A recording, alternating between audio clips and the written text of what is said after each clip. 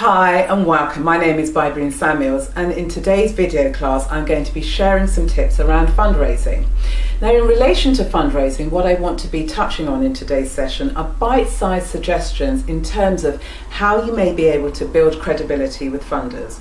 Now, this may be of interest to those of you who are new to fundraising, or you may not have had that much success so far in terms of your attempts to raise money.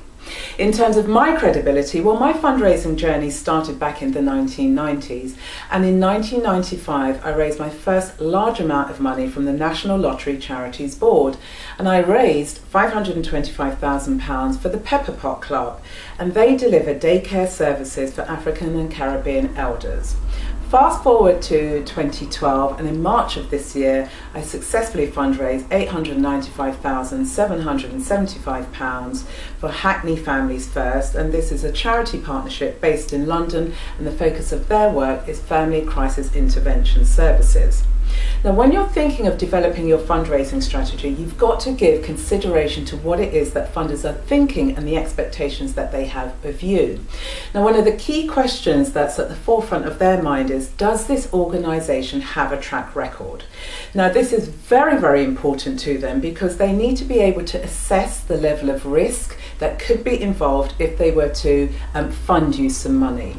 So what they're interested in seeing, they need to be convinced, do the Board of Trustees and do the Advisory Committee have what it takes to implement this project and bring about the outcomes that you're saying that you can achieve? And the reason why that is so important is because at the end of the day, funders are investing in you and they're looking for a return in their investment. So therefore, if you are new to raising the money game, you must market and sell funders on these following ideas that will help you to build your credibility. So the first thing that you need to be thinking about is, what is the expertise that this group of people has? And so you want to maybe, for example, think about undertaking a skills and an experience analysis, and this will help them put together a comprehensive package about their abilities.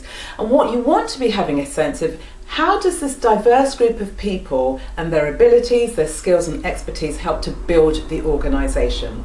You may want to include, for example, if any of them have had any awards or any other forms of public recognition. This is going to be great evidence for you in terms of showing social proof. Then you want to think about, who could you go to get recommendations? Well, primarily it will be your stakeholders, and they are going to be key individuals and organisations that have an interest directly or indirectly in your organisation, and they will be great people to go and ask to write a recommendation letter. You then also want to put together a really cogent argument around what the organisation is about, and what will help you do that is demonstrate the relevant research data that backs up what it is that you say that you want to do. The way that you can acquire this data, it could be, for example, through the consultation that you've undertaken with the potential beneficiaries. It could be statutory sector reports. It could be corporate social responsibility intentions. It could be legislation, or, for example, it could be international policies or regulations that flow from the European Union.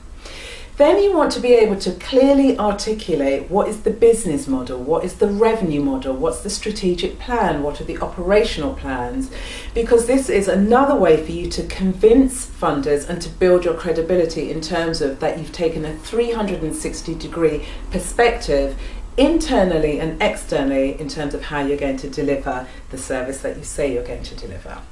And then thinking about, well, you've modelled your service idea on a successful organisation that has already implemented something very similar.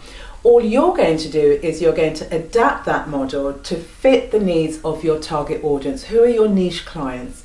And then finally, what you want to do is to gain some media coverage.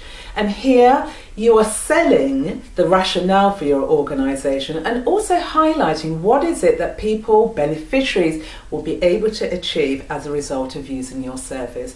You want to be able to demonstrate that what you deliver is going to impact upon their lives. And lastly, if you happen to have undertaken a pilot research around your service area, then include this as a case study. Well, that's it for this session. Next session, I'm going to be sharing some more fundraising tips with you. And in the meantime, if you have any additional questions, please visit my website, pop your question there, and you can visit that at www.insightstoimpact.com, or we can continue tweeting and conversing at Twitter. My Twitter name is @Bybreen, BYBREEN Samuels, and I'll see you on the next video.